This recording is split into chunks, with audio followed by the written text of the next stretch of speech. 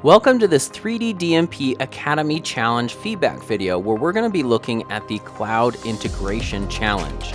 As you may know, these DMP challenges are all about skill building and self-evaluation, and therefore this feedback video is broken into 3 sections. The first section will observe and identify all the reasons why something looks photoreal with the hope that we can apply that to our DMP work. The next section is Evaluate, where we're going to be looking at your work and going over a method for measuring how closely you were able to make your work look photoreal. And in the last section, I'm going to demonstrate some quick technical methods for achieving a photoreal look, so be sure that you stay to the end of this video so that you can get that training. So let's go ahead and get started. So the first thing we're going to do in this observe section of this feedback video is take a look at the frame that we're working in, because the shot brief is to add clouds here on the left side into this big open space right here. And in order to do that, we're going to want to make our clouds look exactly like the clouds that are already existing in this frame. So what we can do is we can make a list of the qualities that we observe in these clouds, and then we can use that to measure the work that we've done against what we observe. So right off, you can make an overall observation of the types of these clouds. You can look up some information on the different types of clouds, which is very useful as a map painter. Although I'm not a scientist, I can readily observe these clouds and say that they're kind of the low-lying stratus kind of clouds. And because of that, they are kind of wispy. They don't have a lot of volume to them. And so let's go ahead and zoom in here and take a look at some of these edges. So right up here, you can see these little faint, soft clouds here, which have very, very soft edges. There's not really a shape to them at all. They're kind of flat looking. You can come down here and you can see that these also have some soft shapes, but there's also some here that have some harder edges here. And that's where the clouds are building up in volume, and you're going to see a lot harder shape to those. You can see places around here, like down here, and right over here, these areas here, these are where these clouds have actually gotten quite a bit bigger. And because of that, light can reflect off of them like a shape. And you can see that the light is coming from this side of the frame down here and shining on this side of the cloud. You can see that also right here in this mountain, the light is shining down here on the mountain like that, which is consistent with what we see. The next thing that we're going to look at is the gradient in the sky. So you can see up here that the gradient in the sky starts from a darker blue color going down to this white, lighter blue color. And you can see that the gradient kind of changes. And part of that is because of the quality of the stitch. You could go through your original frames and try to color correct all of these exactly before they get stitched, but you can see that this is a slightly different value up here than it is here. And so in the end, if you're working on a film, that kind of gradient wouldn't really be noticed, but it does maybe create some issues for you as far as consistency. So for example, if I were to cut out this section of the sky right here, and I were to paste it, and I moved it over here, now you can see it disappears when it's over here, but if you drag it over here, you can see that there's quite a big difference between these values here, and even when you move it over here. So there is a gradient in the sky from the top to the bottom, but there's also different variations of that gradient throughout the image. So if we grabbed one here in the middle, let's grab it a little bit lower, and then did the same with this, and we moved it around. You can see that's pretty consistent right there. Now you're starting to see an issue though. When I pull it down to here, this looks a lot more red than it does down here now. So over there, when you're looking at this as a whole image, without these patches, you wouldn't necessarily say that this is a lot more red than this. It's very, very subtle. Although now that we've done this exercise, I can see that it is a bit more red here than it is on this side. But when you take a patch out and you move it around the frame, then you can really see it highlights how much red, what the difference is between these gradients. And so, like I said, part of that could be because of the stitch, because all of these are different images with a slightly different exposure to them. So Photoshop does its best to try to merge all of these together and to give you a consistent image in these gradients in the sky, but also you're going to see a gradient from one side to the next, one side to the other. And that's because there's a sun on this side. So if we were to turn the camera just 25 degrees, we would see the sun. And around the sun, it's the gradation of the sky is going to be quite a bit different. It's going to be a lot brighter. And so you typically have a gradation of the atmosphere, which goes from light to dark, but then you also have another gradient that's going from the sun over to the dark side of the sky. So you have two gradients there. You also have the gradient of the mismatching gradients from the stitch. So right from the beginning, this is kind of a difficult, skies are difficult that way because of all of these kind of gradations of color and having to match your work exactly in that area. So if you do observe, when we look at these clouds, there's no sign of, this cloud doesn't have a gradient behind it that doesn't match the sky. It matches perfectly over here, and it matches, and this matches perfectly over here. But the issue comes, and I'm sure that you have experienced this now that you've worked on this shot, is that if you move this over and immediately as you move it over, it doesn't match. And that's a patch coming from the same exact sky, and just moving it from one place to the other, you're gonna have to do integration to that patch. So gradations is a very, very important observation that we can make about this sky. So if we were to itemize all of the things that we've gone over so far, it would be first, the type of cloud, right? We've talked about that these are the low-lying cirrus kind of clouds.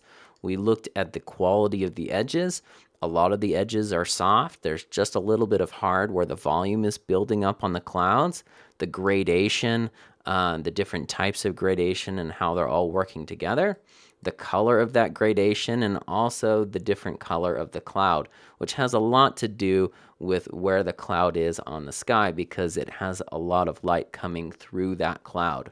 So the last one that we would look at is the haze level. So when we're talking about haze, we're talking about atmospheric perspective. We're talking about all the air molecules that are in the air between us and the thing that we're looking at. And if there's a lot of atmospheric perspective, then everything is going to get hazed just a little bit. So when we're looking at this sky, you can see that there is not a big value difference between these clouds and that sky. So when I see that, I can just automatically know that there is quite a bit of atmospheric perspective that's going on here. It's not to the extent that there's a storm or there's a fire or something like that. There, you would, barely see what's the sky. We can recognize these as clouds, but the value between these clouds is very, very subtle.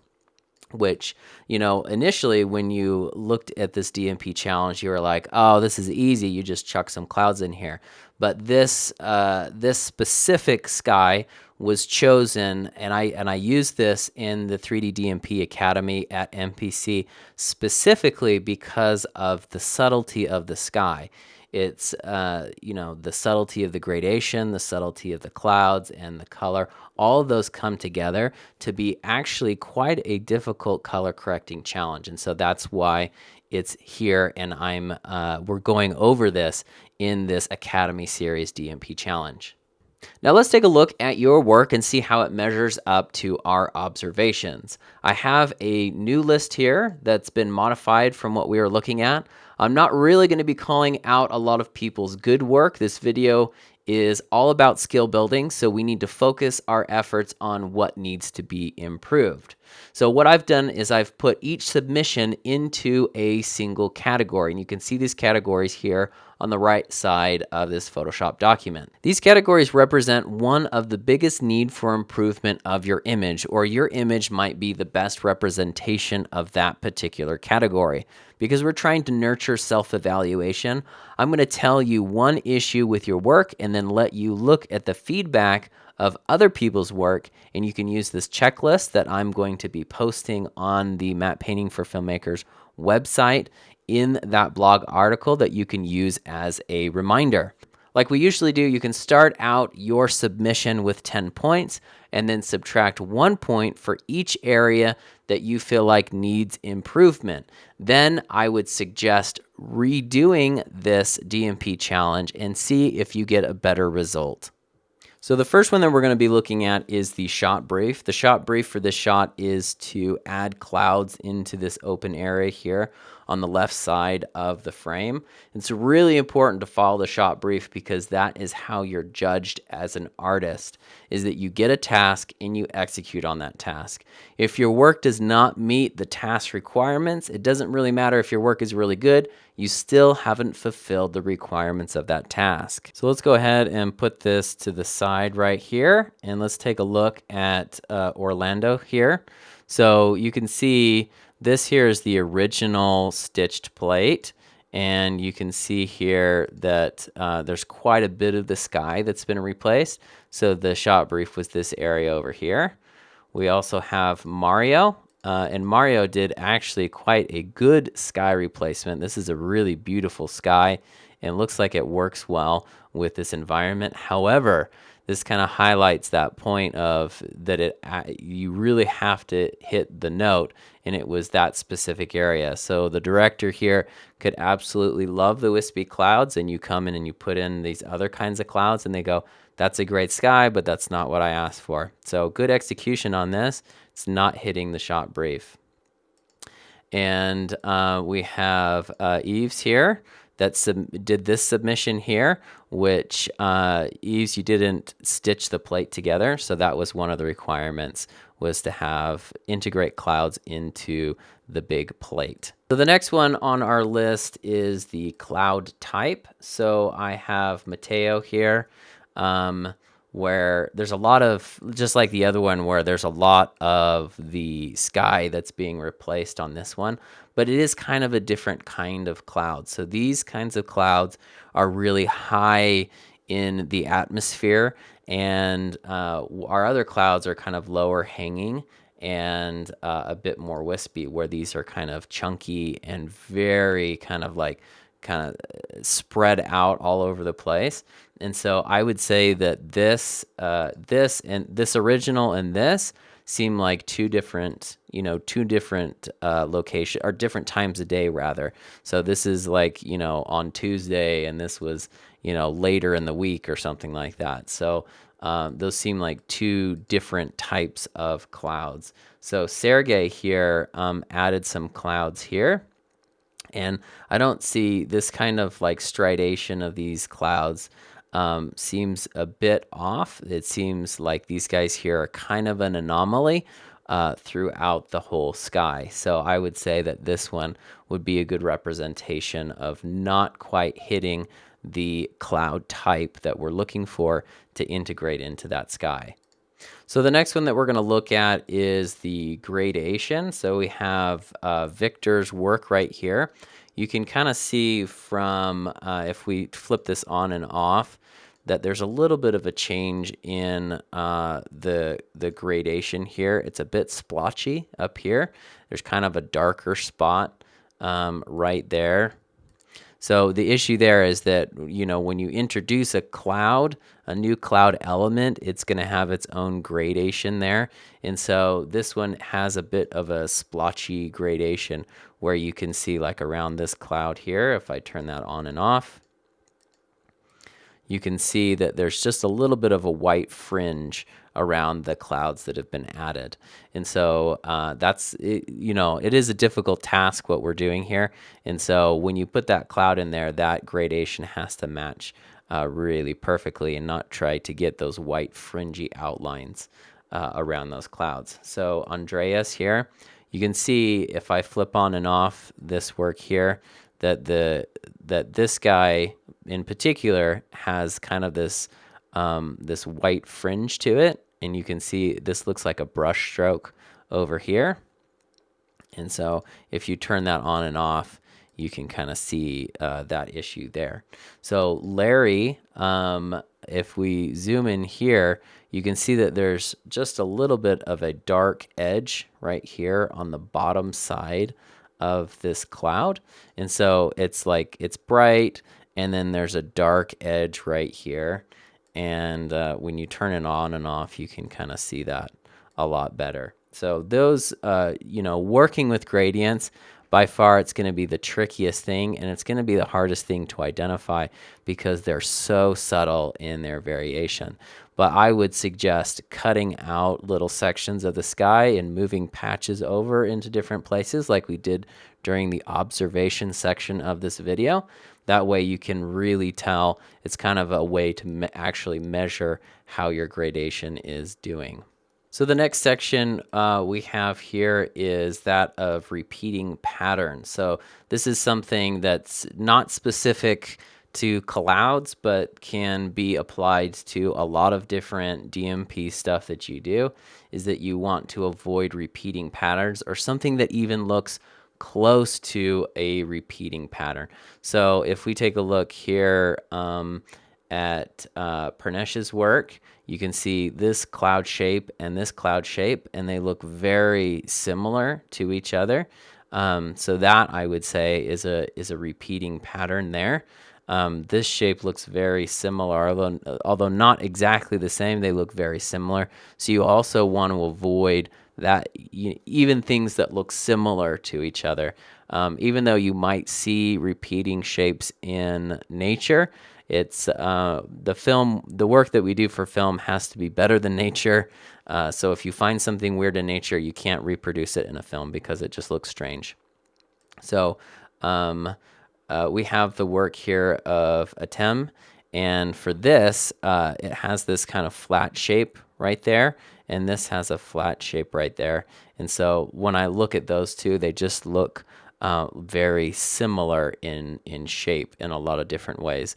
And so when you do put clouds in there, you want to make sure that you use something that's quite a bit different, or you can manipulate it in a way that would make it very different from what's already in the plate. So the next one is that of color and value. So I have the work here of Ishan, and if you look at this cloud right here, it looks really kind of red when you compare it to all of the other clouds around it. So this cloud may look perfectly fine somewhere else in the frame, but where it looks like right here, it doesn't work. So if you took this, put it over here, it might look fine because the clouds on this side might be a little more red than the clouds on this side. And remember, that's because of the different gradations and lighting conditions. So each one of these clouds kind of has its own kind of hue to it. And if you just have to go through and eyeball it and try it, but that appears a bit red to me. So we have Mandeep here, who on this image, if we flick it back and forth, it looks like a pretty good image. However, when we look at this cloud here, the value of this maybe just looks a little bit dark, and maybe is not quite the right color. So this looks a little bit red over here to me. Otherwise, it looks like a pretty good image. And then we have Leah here, who has usually when you're just manipulating a sky, like you're putting an element in there, you're not going to be manipulating the current sky, because some people could take a cloud, and when they're having a hard time integrating that cloud into that sky, then they're going to change the sky to match the cloud. So I don't know if that was the case here or not with Leah, but you can see that it gets quite a bit darker up here, and it gets really red up here. So something has changed with this. Usually you leave the plate alone and you take your element and integrate it into that shot. So there is an issue with the color and value of this image here. Probably the two most difficult things to tackle on this DMP challenge is that of gradients and that what we're going to be looking at next, that of edges. If we took a look at Tyler's work, you can see that there's clouds that he's added right here that have a pretty harsh edge to them, which is a result of using a selection method that is cutting out these clouds in kind of this rough way, and then when you put it back on the cloud, you can see these chunky edges, which doesn't match what's going on in the plate over here. The next one here is Oralee. This work right here is for these three clouds is quite soft, and they're kind of a deliberate paintbrush that's gone around these. And so it doesn't have the same kind of tendrily edges that these have that are in the plate. This is very, very simple. So it does kind of look like a different cloud as a result of the paint strokes that were used to extract these clouds here. So Lorenzo, on Lorenzo's work, we can see that right here, this area here has these kind of like wispiness, but as soon as you get out past the cloud, there's no wispiness at all. And so anytime you see like localized wispiness immediately around a cloud, it just looks like it's being added to the sky. So you want to like grade that off some way or figure out a way of terminating this little wispy naturally into the sky. So here for Raj, this is kind of the same issue with the paint strokes here, the masking strokes, where you're creating your own edge with the paint stroke. So this cloud right here actually had its own edge with when it was in its own sky, but that edge has been recreated by the paint stroke. And so the paint stroke is very, very simple, and the edge of this cloud is very complex. And so when you have something simple cutting out something complex, then it looks like it's being added to the sky. So we have here Chang Suk, and for this one, I believe that Chang Suk was trying to make the clouds feel natural with a bunch of different paint strokes here and there and trying to kind of blend it in. The result being is this kind of splotchiness that I see particularly through here. So those are 5 different techniques that have been used to try to do these edges that all kind of give you these really strong DMP artifacts, I guess you could call them, that signal to people that it's not photoreal. So the last category that we're looking at here is that of resolution. Anytime that you're working, you need to make sure that you're working and you're submitting your work at a high resolution. I understand that some of this got pulled off the web, or so Amid, when you're looking at your work, just make sure that it is always created at a high resolution, which you may or may not have done, but the image that I'm looking at here is a pretty low resolution, which makes it really hard to evaluate. But then also professionally on a show, you want to make sure that you're doing things always twice the resolution that is required. So next time I will post the resolution requirements so everybody knows the resolution that's needed. I did want to call out some good work from people. I have Pascal here. It looks like this is nicely integrated here. It'd be nice maybe to see, I'm just trying to evaluate and see if I see a repeating pattern here, which it looks like it's masked more or less. I would say maybe on this edge right here, you could get a little more wispy to kind of gradate that off.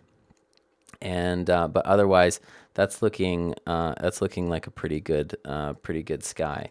So I have Guido here, who also has a pretty good sky. I'd say maybe just a little bit of work here in this area here, because it looks like just a little chunky with the extraction there. But and I would say this one needs some work up here as well as far as the edges go.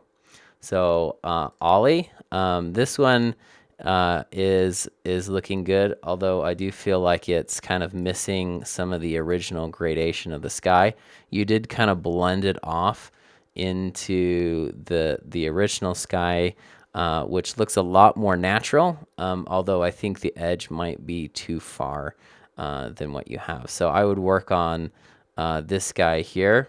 Also, I would just make sure that you're looking at the perspective of your clouds, because from here to here, I can tell that this has been extracted from like something like this, where this is the real horizon line here, and this you can see it here. The perspective of these clouds is the kind of the same as this clouds. So when you do add these clouds, make sure that you're doing it in a way that you're actually extracting clouds that are up higher and not putting ones down on the ground up higher, because the perspective won't match. We have Nicholas here, and so for Nicholas's work, you can see that there's these clouds that have been added. This one, this one, this one. Those all look pretty good. Maybe this one could use a little more wispy, and maybe just a little bit softer on one edge. So maybe it's just as it is right now, but maybe just get a little bit softer and gradate out into the sky a little more. This one has a bit of a harsher edge on that, so I would say that this one probably needs the most work over there.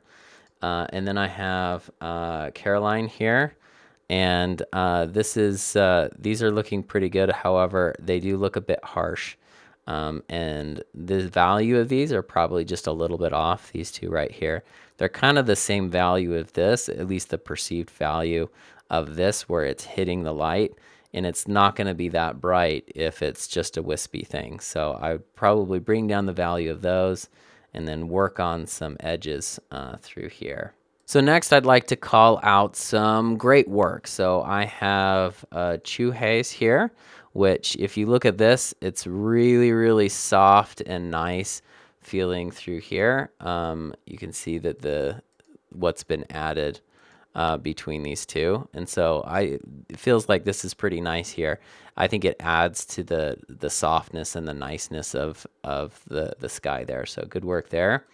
I have Paul's work, and this is kind of the same thing. It looks pretty nice and soft. Maybe just this edge down here could use a little bit of work on that side, but otherwise I feel like that's pretty nicely integrated throughout.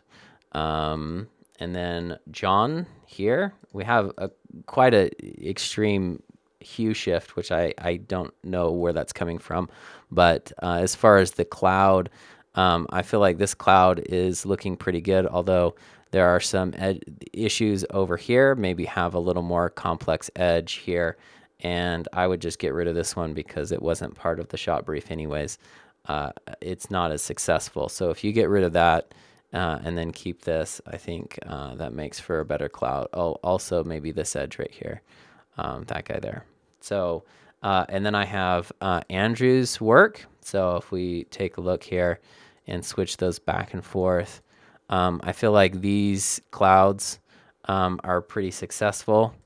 There is that little notch that we've been seeing in all the clouds, which I guess that's different enough, and it's clear on the other side, so it's less noticeable. But so I would say that it's pretty successful. I'm looking at these here, and those look pretty good to me.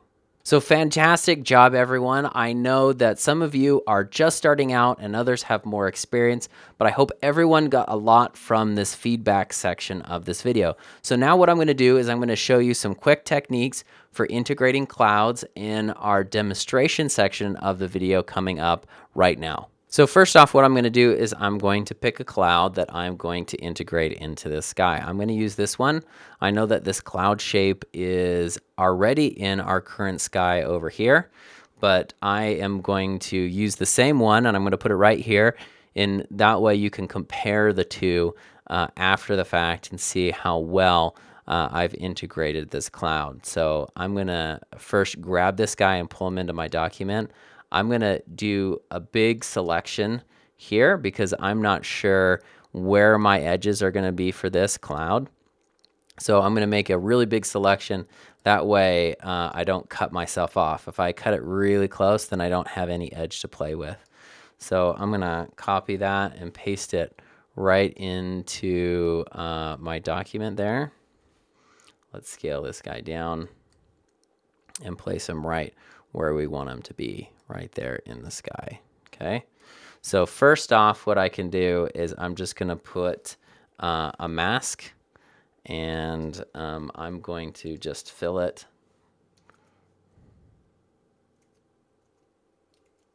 with black there, and then I'm going to reveal through this cloud. Okay. That way I don't get any like weird black art, like artifacts from different pieces of the sky. Some people that were doing this exercise probably got some splotchiness from different pieces of the sky that were not masked out correctly. And so what I'm going to do here is I'm just going to kind of soften this up a little bit, make sure I have all of the cloud in there.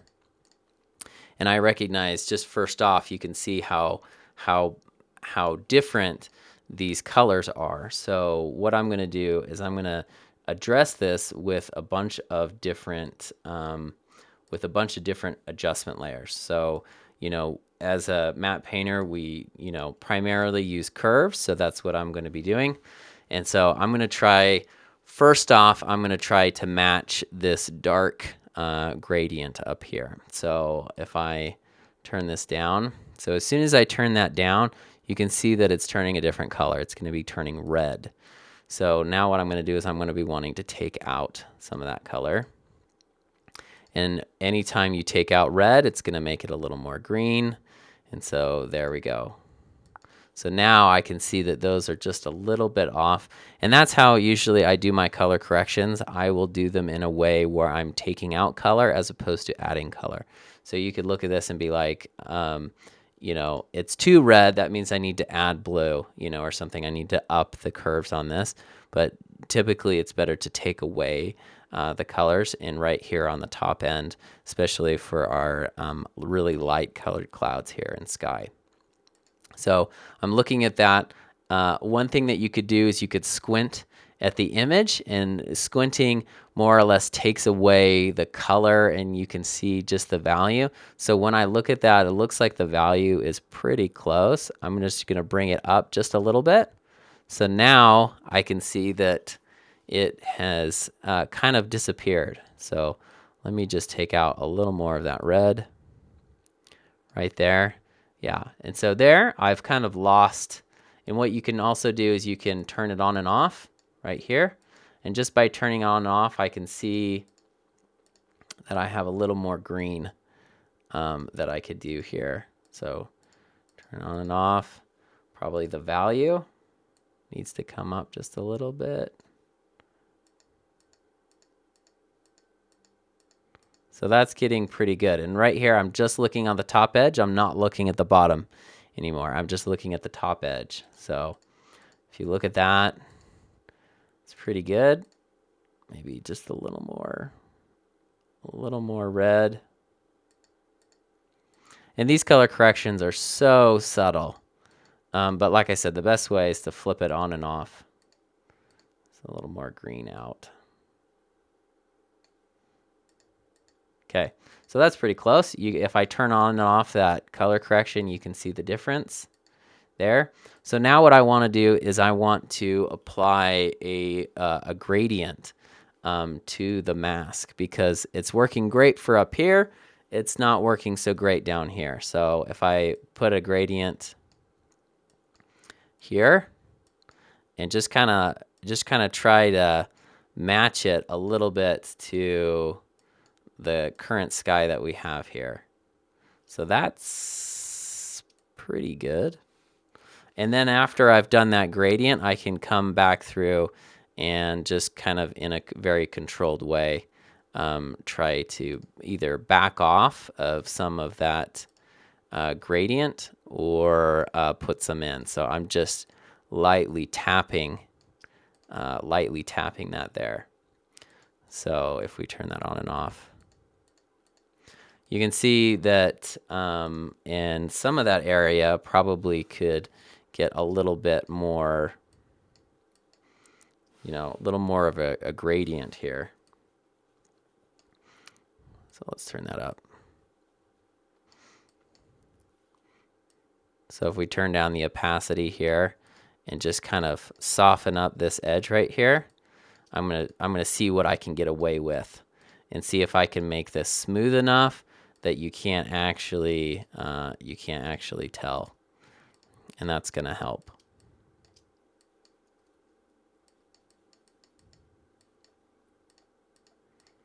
So it wasn't blending very well down there, and so let's see. All right, so that's actually pretty good. Just softening that edge before really makes a difference. So I don't have that much. Yeah, so you can see, if I go back in my history, you can see there's more of a line here. And if I go back there, there's less of a line. And that's because the gradient, I've increased it here. So it's a little bit softer, although you do see that haloing that's going on right here. And so what I'm going to do for that is I'm going to just create a new adjustment layer. And for this adjustment layer, I'm going to be putting it right here on the top.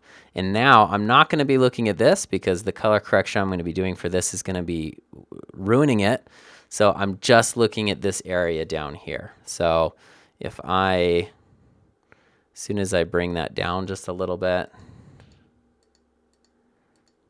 you can see it does add red to it. I can see a little bit of green.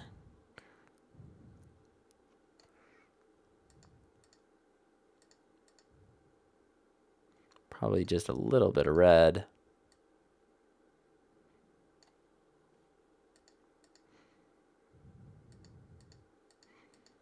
Okay, that's pretty close. Okay, so now what I'm going to do is, because this adjustment layer is affecting all of it, which I don't want it to do, I'm going to use another gradient to go back up on this guy.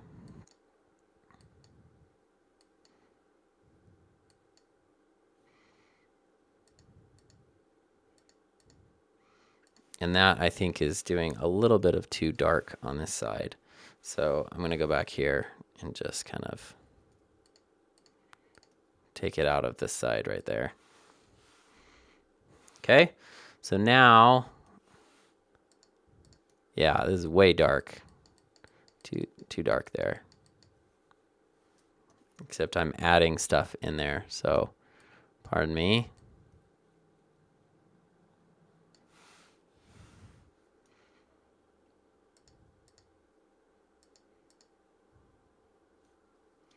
Okay, that's pretty good.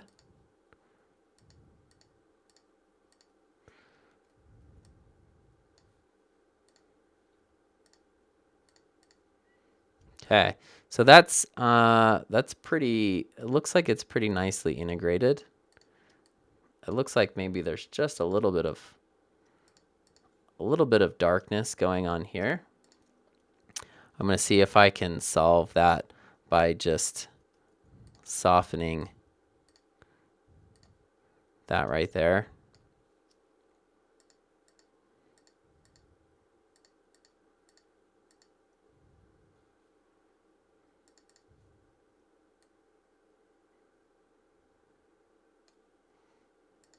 Okay, so that more or less has it kind of matching there. And if I turn that on and off, I can still see that there's a little bit of lightness over here.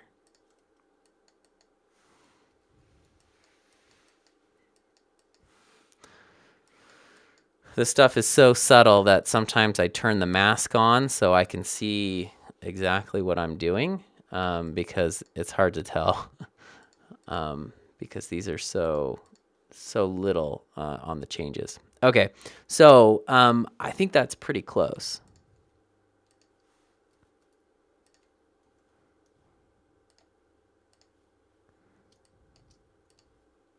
Okay. Now what I'm going to do, because sometimes when you're pushing these color corrections around on your cloud, what I'm going to do is I'm going to take this cloud, I'm going to duplicate it, and I'm going to bring it back up to the top here. Reestablish these connections. So now that I have this guy, this cloud, I'm going to put it on full strength here.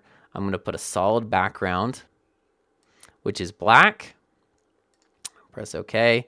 And now I'm going to go into my channels, and I'm going to pick the channel that has the biggest amount of contrast. Usually that's red because it's against a blue sky. And what I'm going to do is I'm going to use curves to try to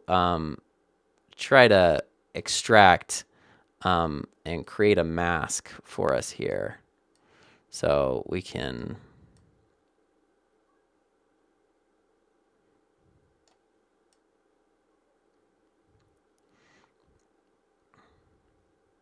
it's pretty tough to do because there's a gradient already in the sky. So if I click OK on that, and we're going to see if we can be successful in this. So I'm using this little, the temporary mask here, and I'm going to try to adjust this channel here. Okay, so now I've made a selection, and I'm going to try to darken this down here. So I don't want to get that too dark, and I don't want to lose those. So I'm going to do that here, and I'm going to try to bump this up.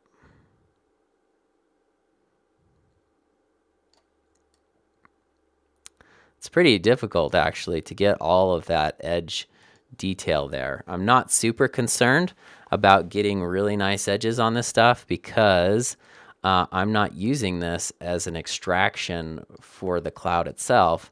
I'm just going to use it as a color correction. So let's do it about right there. And then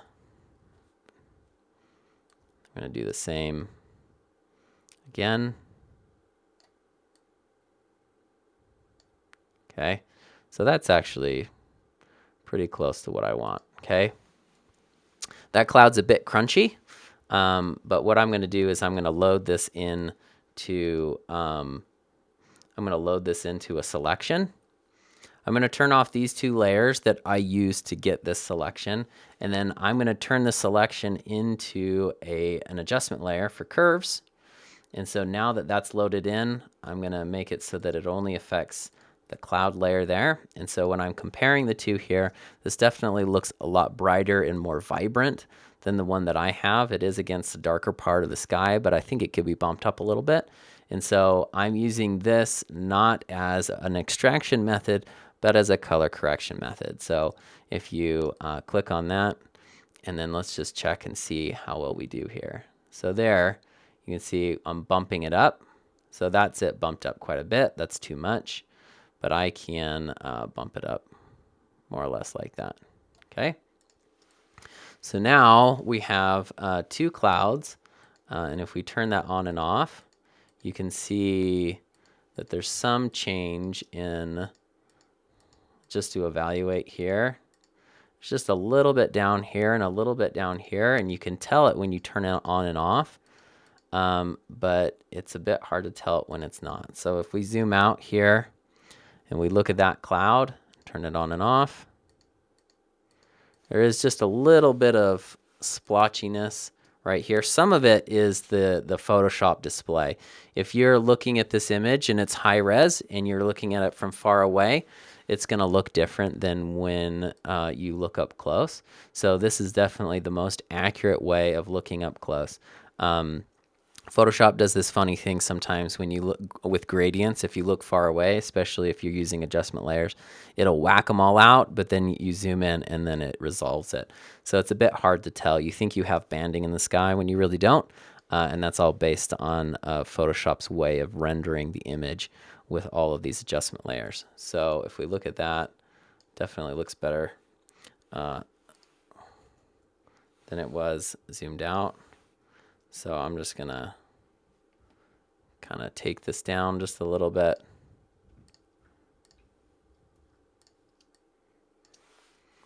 So there's more tweaking that I could do to this just to make sure it's absolutely perfect. However, when I flip between that back and forth, it's done pretty well. And so when I compare it to this guy here, it looks like it fits within the same sky. It has the right coloring and everything. You could also use this curves adjustment layer to make it to change the color of the image. So you can see if it was really red, then you could take out some of the red. But that's a good technique to use. So in this case, I'm taking an existing sky, I'm putting clouds into it, and they don't need to be separate from the sky. So there are times where, as a matte painter, you're going to be creating clouds, but they need to be separate. You need to provide them to the compositor so that they can animate it. This would not work for that unless they did some kind of warp to the whole sky. But as an extracted cloud piece, this wouldn't work. So this is one technique that you could use for this specific DMP challenge. There's a lot of other cloud techniques that you would use under different circumstances. And so by all means, this is not the end all in cloud integration techniques, but it's a pretty effective technique for the situation that we have. Thank you so much for getting all the way to the end of this video, and just make sure that you sign up for the next DMP challenge because we have 3 more coming up in this series. Just make sure you get on board when that comes around.